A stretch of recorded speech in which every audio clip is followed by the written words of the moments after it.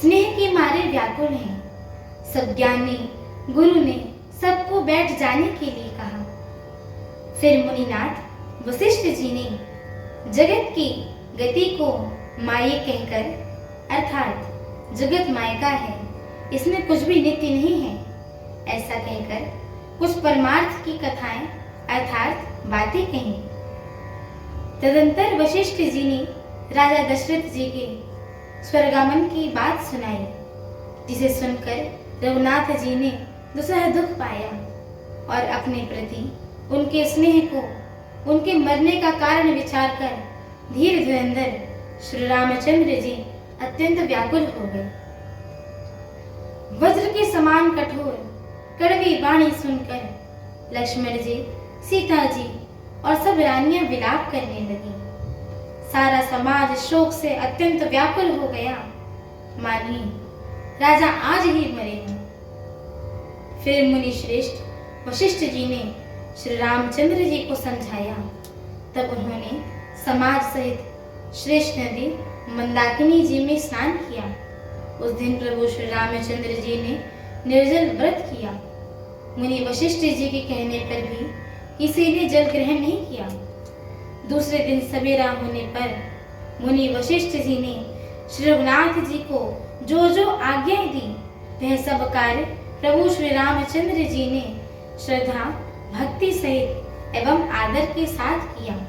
वेदों में जैसे कहा गया है, उसी के अनुसार पिता की क्रिया करके पाप रूपी अंधकार को नष्ट करने वाले सूर्य रूपी श्री रामचंद्र जी शुद्ध हुए, जिनका नाम पाप रूपी रुई के तुरंत जला डालने के लिए अग्नि के समान है और जिनका स्मरण मात्र समस्त शुभ मंगलों का मूल है, वे नित्य शुद्ध बुद्ध भगवान श्री राम जी शुद्ध हुए।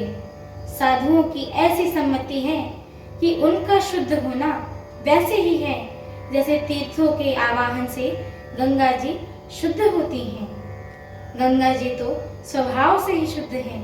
उनमें जिन तीर्थों का आवाहन किया जाता है, उल्टे वे ही गंगा जी के संपर्क में आने से शुद्ध हो जाते हैं।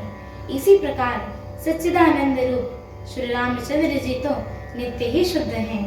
इनके संगर मार्ग से कर्म ही शुद्ध हो जाता है। जब शुद्ध हुए 2 दिन बीत गए, तब श्री रामचंद्र जी प्रीति के साथ गुरु जी से बोले कि हे नाथ, सब लोग यहाँ अत्यंत दुखी हो रहे हैं। कंदमूल फल और जल का ही आहार करते हैं।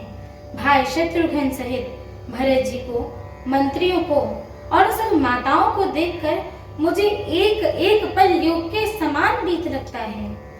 अतः सबके लिए आप अयोध्यापुरी को पधारिए और लौट जाइए।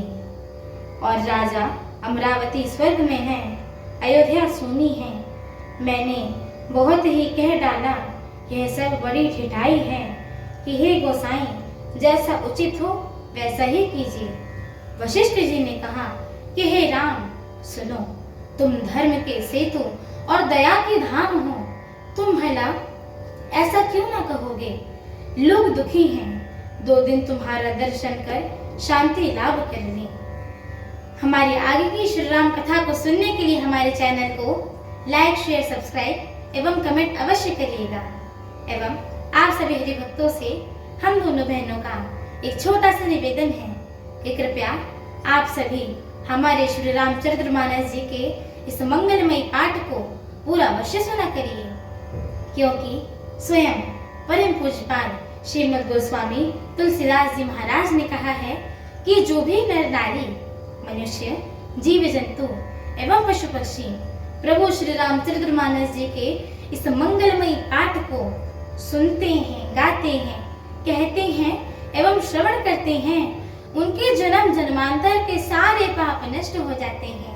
तो एक बार प्रेम से बोलिए, मर्यादा पुरुषोत्तम प्रभु श्री रामचंद्र की जय हो। जगत जननी माता जानकी की जय हो। लखन लाल की जय हो। अयोध्या धाम की जय हो। तुलसीदास जी महाराज की जय हो। सरयू मैया की जय हो। एक बार प्रेम से बोलिए, पवन सुत हनुमान की जय हो। जय श्री राम। जय श्री राम।